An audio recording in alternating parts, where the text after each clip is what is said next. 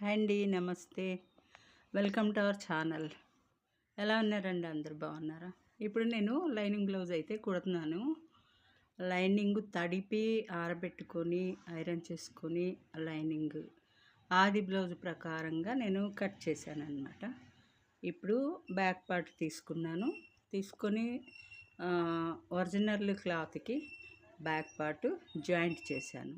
అది loose కుట్టుతోటి joint చేసి వెనక డాట్స్ అయితే వేసాను అనమాట. వెనక మనకి డాట్స్ ఉంటాయి కదా, నడుము స్టిఫ్గా పట్టించడానికి డాట్స్ వేస్తాం కదా, బ్లౌజు చక్కగా ఫినిషింగ్ కుదరడానికి.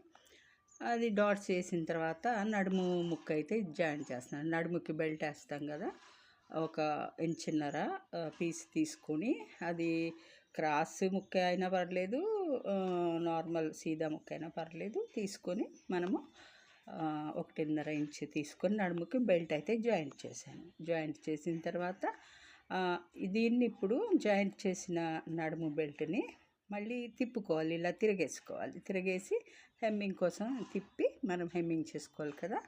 అందుకని ఇలా తిప్పినప్పుడు మనకి టైట్గా బ్లౌజ్ పట్టేసి ఉండడం కోసం, కరెక్ట్గా నీట్గా రావడం కోసం మనం చిన్న కట్స్ అయితే పెట్టుకోవాలి. కత్తెరతోటి టక్స్ పెట్టుకోవాలన్నమాట. అలాగా చిన్న టక్స్ అయితే పెట్టుకోవాలి. అంటే మెయిన్ క్లాత్కి కత్తెర తగలకుండా టక్స్ పెట్టేసుకొని దాన్ని మనం ఇలా తిప్పేసుకొని, మనం జాయింట్ చేసిన నడుం బెల్ట్ ఇలా తిప్పేసుకొని అప్పుడు మనం స్టిచ్ అయితే వేసుకోవాలన్నమాట. చూడండి, నేను ఇప్పుడు నడుం బెల్ట్కి టక్స్ పెట్టుకున్నాను. కత్తెరతోటి చిన్నగా టక్స్ అయితే పెట్టేసి